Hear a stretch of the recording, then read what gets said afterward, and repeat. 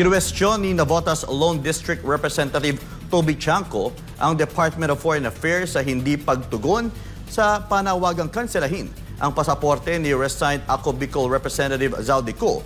Sabi ni Tiangco, may kapangyarihan ng DFA na kanselahin ang pasaporte sa ngalan ng national security batay sa New Philippine Passport Act.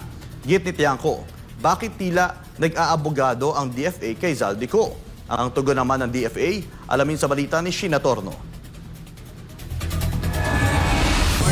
Dumating si Navotas Lone District Representative Toby Chanco sa opisina ng Independent Commission for Infrastructure umaga ng Biyernes. Ito'y matapos ibitahan ng komisyon para sa nagpapatuloy na investigasyon patungkol sa maanumayang flood control projects. Sumento talakayan hindi lang sa flood control projects kundi pati sa proseso ng budget at mga puwang posibleng nagagamit sa katiwalian. Para paintindihan nila kung paano yung mga posibleng gaps, saan posible nagkaroon ng corruption, paano mapagdudugtong-dugtong. Ang importante kasi dito is paano mo mapagdudugtong-dugtong lahat. Nagbigay rin sa Chanco ng karagdagang impormasyon na makatutulong umano sa investigasyon. Tiwala rin anya siya sa nagiging takbo ng investigasyon ng komisyon at sa pagkalap ng mga ebidensya para matibay ang mga isasampang kaso sa korte. Samantala may pasaring naman si Chanco sa Department of Foreign Affairs o DFA patungkol sa kanyang matagal nang panawagang kanselahin ang pasaporte ni resigned Ako Bicol Representative Zaldico. Ipinagtataka kasi niya kung bakit tila mga nasa gobyerno pa ang dumidepensa na hindi pwedeng kanselahin ang pasaporte ni Ko na dinadawit sa manumalyang flood control project. Di ba dapat kanselahin nyo, tapos pabayaan yung abogado niyang questionin sa korte yung pagkansela?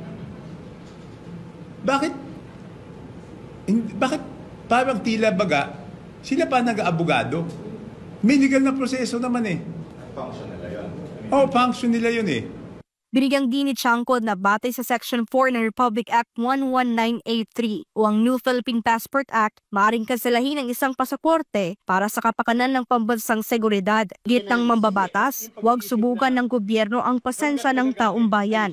Ang sentimiento ng taong bayan, hindi nila tatanggapin na hindi mapabalik si Zaldico dito. Dapat naiintindihan yan ng mga may kapangyarihan na pabalikin siya. Kasi pag dumating sa punto, huwag naman sana nasabihin na kailangan na siyang pabalikin at hindi siya mapabalik. Huwag natin subukan yung pasensya ng tao. Sa tingin ko doon na talagang magagalit ang taong bayan.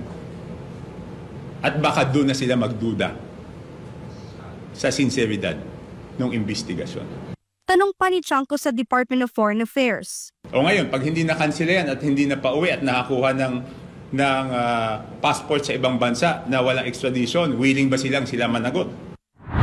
Samantala, naglabas naman ng pahayag ng DFA patungkol sa pasading ni Representative Toby Chanco. Ayon sa DFA, maaari lamang silang magkansela ng pasaporte kung may utos mula mismo sa korte, alinsunod yan sa New Philippine Passport Act. Dagdag pa ng ahensya, maaari lamang bawiin ang pasaporte kung ang may-ari ay pugante, natulan ng kasong kriminal, o kung ito ay nakuha sa pamamagitan ng pandaraya o pagkakamali. Matatandang kabilang si Zaldico sa mga iniimbestigahan ng Independent Commission for Infrastructure at iba pang ahensya ng pamahalaan, kaugnay ng umano'y anomalya sa flood control projects at issue ng budget insertion para sa 2025.